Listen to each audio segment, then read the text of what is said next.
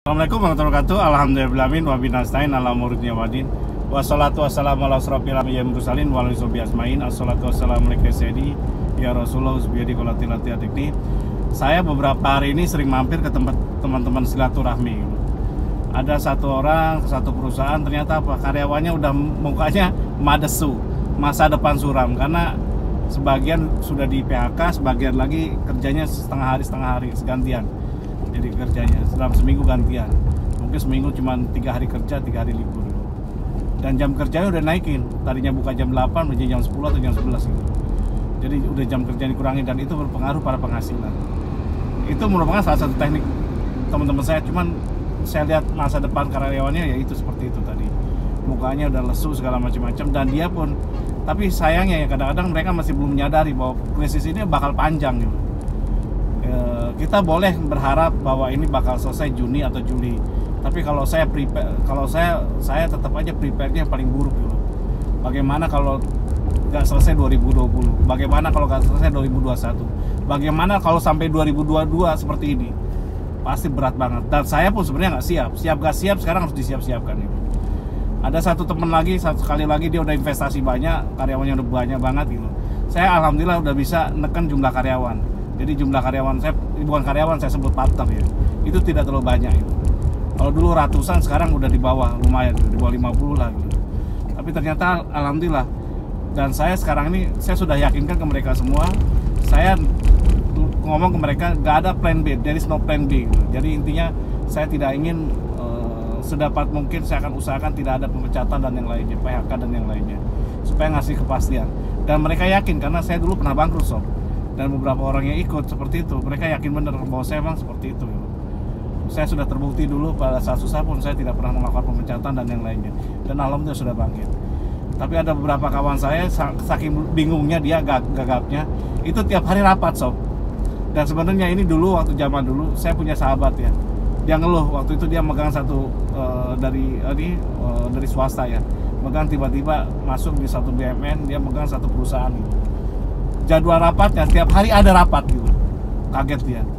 Dia waktu jadi manajer masih biasa, setelah dia naik posisinya, dia sikat semua, dia ganti. Kenapa? Rapat tuh penting memang, tapi kalau rapat keseringan seminggu sampai 7 kali, dan sehari bisa 4 kali, 2 kali, 3 kali rapat di berbagai bidang, itu menyebabkan apa? Inefisien gitu. Dan ini sekarang terjadi lagi ke sahabat saya, ke kantor sahabat saya yang saat ini lagi bingung gitu, karena dia gagap mungkin cara ngadepinya. Akhirnya apa? Dia setiap hari rapatnya rapat. Ada rapat marketing, ada rapat rapat terus keuangan, rapat ini, semua rapat. Saya sampai datang tadi, masih rapat ya. Ada berapa kantor dia melakukan rapatnya pakai ini, pakai apa? Pakai Zoom ya, pakai conference gitu. Jadi rapat di kantor pusatnya, di daerahnya dia pakai Zoom semua. Jadi seperti itu yang dilakukan. Ya udah, tapi intinya apa? Intinya ya nggak dapat menghasilkan apa-apa. Bagi saya sekarang ini, saya alhamdulillah kalau saya rapat dengan anak buah saya, itu rapatnya di mana coba? Aneh nggak coba kalau saya? Saya sudah lama nggak ngelakukan rapat-rapatan, 10 tahun saya udah ngelakukan, mungkin 10 tahun lebih. Saya rapat itu kalau saya makan gitu. Jadi intinya saya ajak ke tempat makan, di tempat saya kan ada itu serangan, itu ada ikan bakar. Jadi saya makan di situ gitu. Seluruh saya ajak 10 orang, 20 orang gitu. Sembari makan, habis makan baru saya ngomong. Rapat, saya bukan rapat ya, nyatukan pikiran saya, ini keinginan saya gitu. Ini yang saya harapkan, dan mereka harus buat keputusan sendiri, dan mereka tidak perlu rapat-rapatan gitu. Ngobrol aja langsung di situ. Jadi intinya apa? Saya isi otak saya pindahkan ke mereka cloning otak saya, sehingga mereka harus tahu apa yang saya inginkan gitu. Dan itu ternyata efisien sob.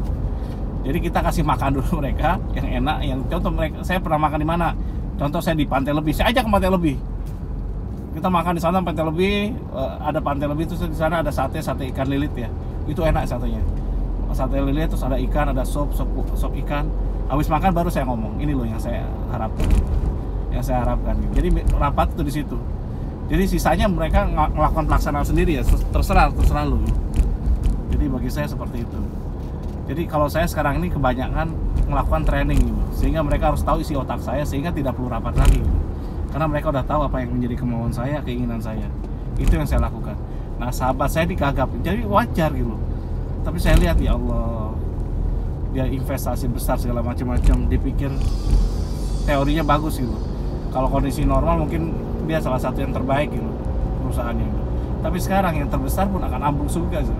Sekarang tinggal ngitung hari gitu. Padahal dia mengembangkan perusahaan sebagian besar itu hampir dari modal bank gitu.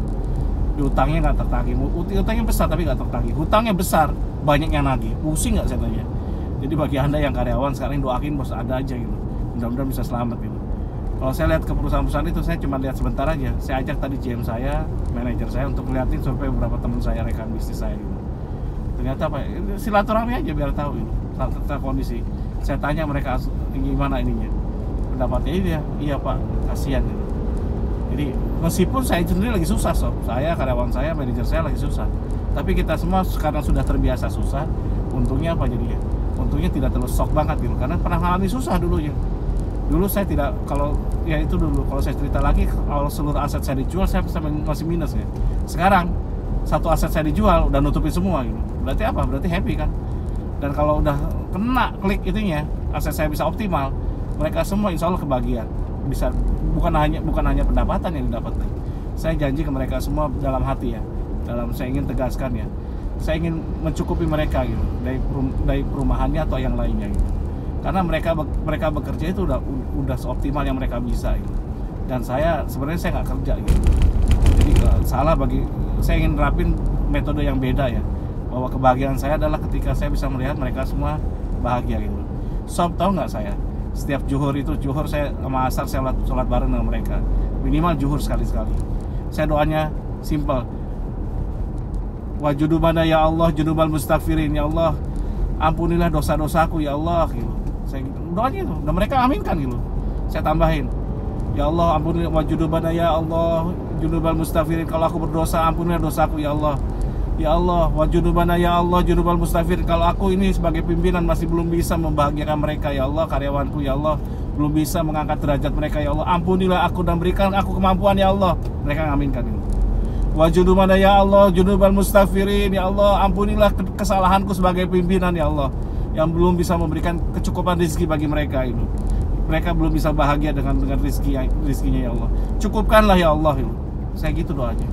Dan mereka mengaminkan itu. Dan itu lebih manjur loh daripada anda ngasih motivasi macam-macam, manjuran itu lewat doa. Dan itu saya terapin ke keluarga saya segitu. Kalau saya terapin itu, saya belajar dari banyak orang dulu. Ternyata kalau kita mau memasukkan sesuatu lewat doa aja gitu, lewat permohonan, intinya akan masuk ke mindset dia gitu, bahwa ya saya juga ya Allah, di belakang ada anak saya ya Allah, jadikanlah aku ini seorang ayah yang menjadi kebanggaan anak-anaknya ya Allah gitu. Jadikan saya bisa mampu untuk menyekolahkan anak-anakku pada jenjang yang tertinggi ya Allah. Jadikanlah ampunilah dosaku ya Allah, yang belum bisa mendidik mereka dengan baik ya Allah, karena mereka masih sholatnya belang bentong atau apapun. Ngomong doa terus kita ngadu sama Allah, dan mereka ngaminkan itu. Ya Allah, ampunilah aku ya Allah sebagai seorang ayah yang belum bisa mendidik istriku kalau di belakang ada istri kita. Seperti itu sob. Jadi intinya, dan itu manjur sob, harapan kita. Jadi saya nitipin ke karyawan saya, ke manajer saya, kalau sholat bareng doanya seperti itu, sehingga akan masuk ke mindsetnya bahwa pimpinannya nggak main-main. Memang saya nggak mau main-main, karena bisnis itu sob ya, apalagi kita dengan karyawan itu tidak boleh kita main akal-akalan.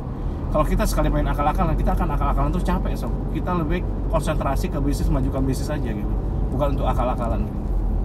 Ya seperti itu. Jadi saya pun sekarang sama ya, dalam prinsip saya, percuma saya kaya gitu, toh saya mati gak dibawa apa-apa. Prinsip seperti itu. Jadi kenapa saya liatin beberapa teman saya yang dulunya super kaya gitu, akhirnya mati aja, asetnya sampai triliunan nggak dibawa apa-apa. Umur 54 tahun meninggal nggak bawa apa-apa, ditemani pas meninggal di rumah sakit namanya sama suster gitu, istrinya solid-solita, anaknya kemana-mana, apa bahagianya. Sebelum meninggal teman itu saya datangin, dia ngobrol, ternyata Wan katanya ditemani. Sekarang ini saya dulu berjuang untuk mereka siang malam kerja itu percuma. Orang China teman saya, tapi dia bijak gitu. Dan saya ngobrol, iya Wan, terbata-bata ngomongnya gak kaku karena memang udah mulai sakit gitu. Ternyata yang nemenin saya tiap hari adalah suster ini gitu. Ya karena dibayar gitu. Anak saya, istrinya nggak bisa gitu, udah sibuk dengan perusahaannya. Jadi anak tuh meneruskan perusahaan dengan happy, punya waktu pun enggak gitu. Termasuk istrinya gitu. Hanya sekali waktu datang, 2 hari sekali, 3 hari sekali gitu, atau setiap hari buka sore sebentar aja, hanya untuk nengok, say hello, telepon, udah selesai. Kebutuhannya apa gitu. Padahal yang dibutuhkan oleh si sakit kan bukan itu, kasih sayang gitu, setidaknya dipijitin, disayangi gitu. Dan dia ternyata gitu, Wan, hati-hati kamu, numpuk harta itu tidak selamanya membuat bahagia gitu. Ya jadi ngelantur kemana-mana ya sob, tapi itulah pengalaman sob. Mudah-mudahan Anda bisa belajar. Kalau memang ada pelajaran yang bagus dari apa yang saya ocehin sekarang hari ini, ngomongin, ingat ya, saya hanya ngomong tuh apa adanya. Kalau kurang banyak kurangnya, kalau salah memang saya gudangnya salah. Wabillahi taufiq wal hidayah. Wassalamualaikum warahmatullahi wabarakatuh.